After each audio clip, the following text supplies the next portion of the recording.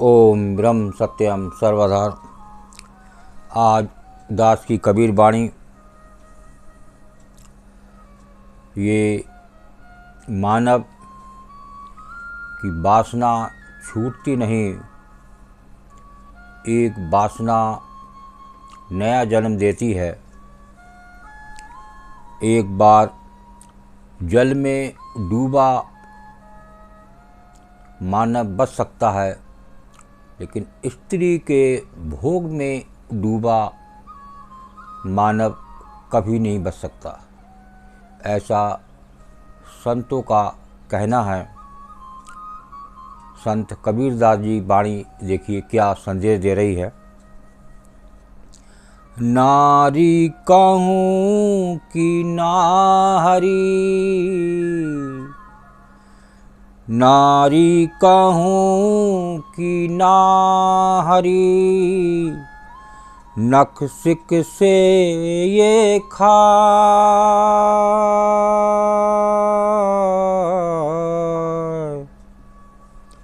नारी कहूँ कि नाहरी,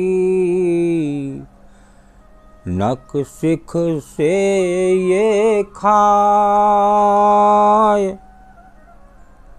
जल बूढ़ा तो उबरे, जल बूढ़ा तो उबरे, भग बूढ़ा बही जाए कबीरा, भग बूढ़ा बही जाए। नारी कहूँ कि नाहरी, नख सिख से ये खाए। जल बूढ़ा सो उबरे, भग बूढ़ा बही जाए। देखिए क्या संदेश दे रही है। इसको नारी कहूँ या बागनी, ये ही जीव को नख से सिर तक खा जाती है। नख से सिर तक यानी नखून से सिर तक चट कर जाती है।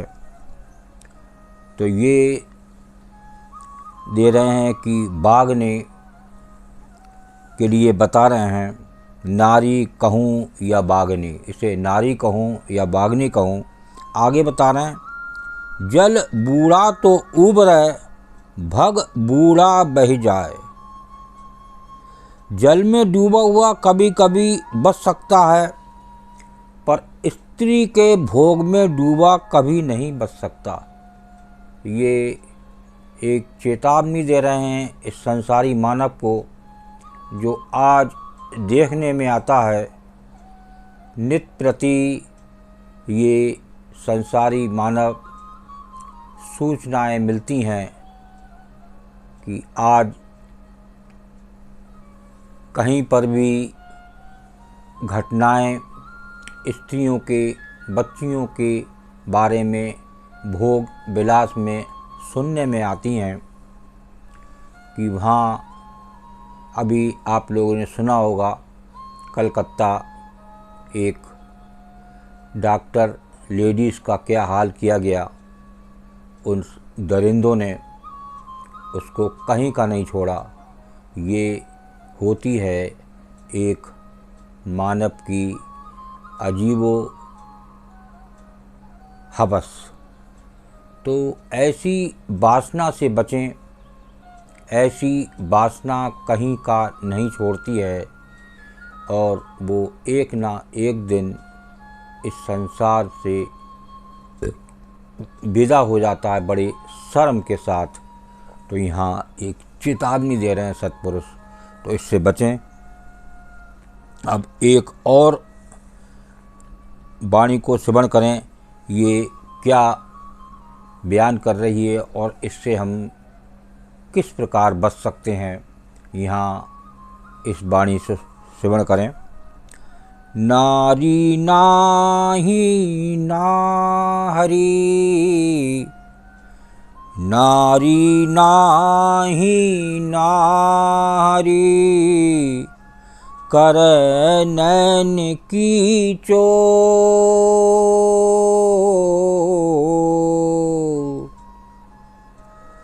कोई कोई साधु बुरे, कोई कोई साधु बुरे, ले सतगुरु की ओट कबीरा, ले सतगुरु की ओट।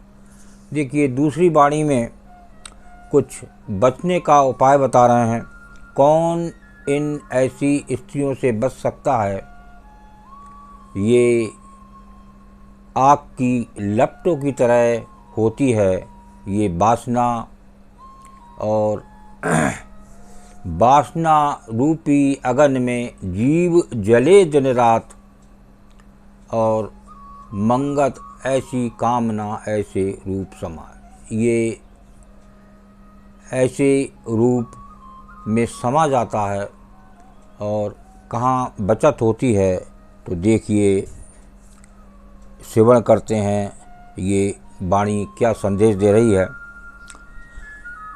तो ये स्त्री नहीं बागनी है, नाहरी यहाँ कह रहे हैं बागनी, अपने नैनों से ऐसा कटाक्ष मारती है, करे नैन की चोट।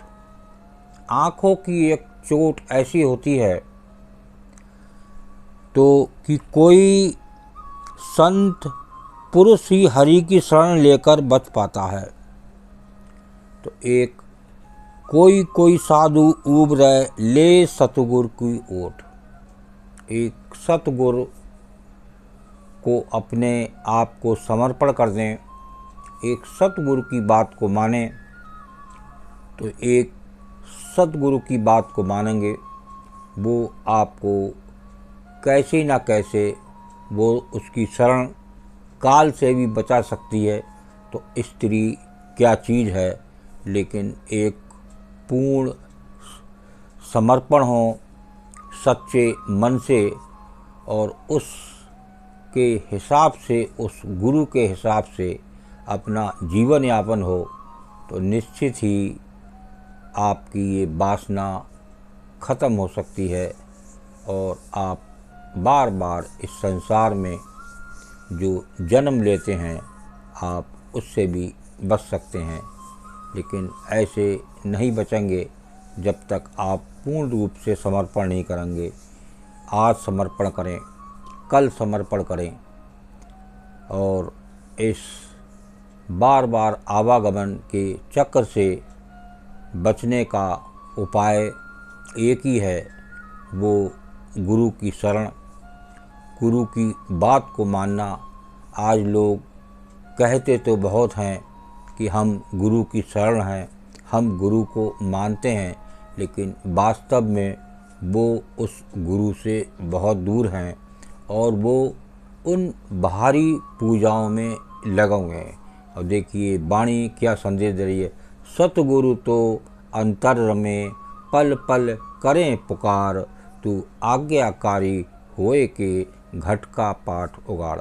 वो सतगुरु, वो गुरु, वो पूर्ण गुरु, वो इस देह में विराजमान हैं, कहीं और नहीं, हर घट में है। बस आपको एक समर्पण की आवश्यकता है, मन से एक गुरु की बात को मानने की आवश्यकता है। तो निश्चित ही वो गुरु आपको ऐसी स्त्रियों से, ऐसी बार बार वासनाओं से वो आपको मुक्ति दिला सकता है। ओम ब्रह्म सत्यम सर्वदा दास की कबीर वाणी अच्छी लगी हो तो ज़रूर शेयर करें ताकि और भी लोग इसका आनंद ले सकें। ओम ब्रह्म सत्यम सर्वदा।